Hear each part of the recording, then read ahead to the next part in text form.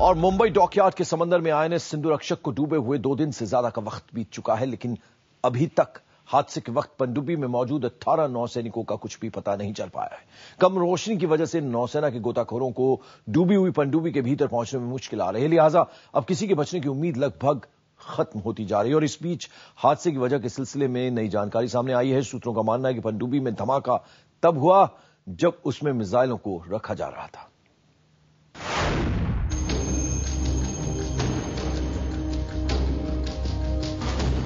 अपने 18 बहादुर नौसैनिकों का पता लगाने के लिए नौसेना के 40 जांबाज गोताखोरों ने पूरी ताकत झोंक दी, लेकिन कामयाबी हाथ नहीं लगी। धमाके से पैदा हुई गर्मी से पनडुब्बी का अंदरूनी खोल पिघल गया है। ज्यादातर साजो सामान अपनी तय जगह से इधर उधर हो चुका है। नौसेना के गोताखोर बुधवार की देर शाम पनडुब्बी के भीतर घुसने में कामयाब हो गए थे। भारी पंप से पनडुब्बी का पानी बाहर निकाला जा रहा है, लेकिन खराब रोशनी की वजह से गोताखोरों का पनडुब्बी के कंपार्टमेंट तक पहुंचना मुश्किल हो गया है। लिहाजा पनडुब्बी में फंसे नौसैनिकों के बचने की उम्मीद धुंधली पड़ चुकी है। जो 18 पर्सनल उसमें ट्रैप्ड है, उनके बारे में कोई जानकारी अभी तक नहीं मिल पाई। और जैसे कि वहां जब अंदर जाते हैं तो वहां वाटर की वजह से बहुत ही पुअर विजिबिलिटी है।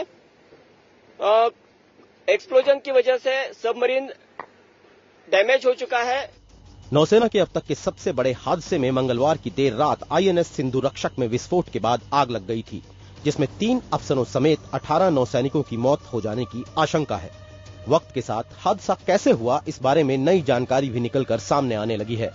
सूत्रों के मुताबिक हादसा तब हुआ जब पनडुब्बी में मिसाइल फिट की जा रही थी। मिसाइल रखते वक्त ही पनडुब्बी में धमाका हो गया। नौसेना अब पता लगा रही है कि गलती कहां हुई और किससे हुई। बुधवार को रक्षा मंत्री ए.के. एंटोनी के साथ देश के सामने आए नौसेना प्रमुख ने भी माना है कि हादसे की वजह पनडुब्बी में मौजूद किसी हथियार में हुआ विस्फोट हो सकता है। Fuel, hydrogen, ammunition, explosives are on board. There are also safeties built in. We'll need to examine this in detail, gather all the forensic evidence that we can, some of which is being currently gathered in and around the jetty, but most of it will become available only after we have been able to surface the board. हालांकि नौसेना प्रमुख ने साजिश की आशंका से इनकार नहीं किया, लेकिन ये भी साफ कर दिया कि फिलहाल इसका कोई सबूत नहीं मिला है। फिलहाल धमाके की वजह को लेकर कयास ही लगाए जा रहे हैं। दरअसल धमाके के बाद सिंधु रक्षक का अगला हिस्सा पानी भरने की वजह से पूरी तरह डूब चुका है। इसी हिस्से में सिंधु रक्षक के टॉर्पीडो रखे थे, जिनमें ईंधन के तौर पर अति ज्वलनशील ऑक्सीजन होता है। लिहाजा माना जा रहा है कि हादसे की वजह ऑक्सीजन का रिसना भी हो सकता है। टॉर्पीडो रूम के बगल के बैटरी कंपार्टमेंट में ऑक्सीजन पहुंचने से धमाके की संभावना बनी रहती है, क्योंकि यहां एक और ज्वलनशील गैस हाइड्रोजन मौजूद होती है।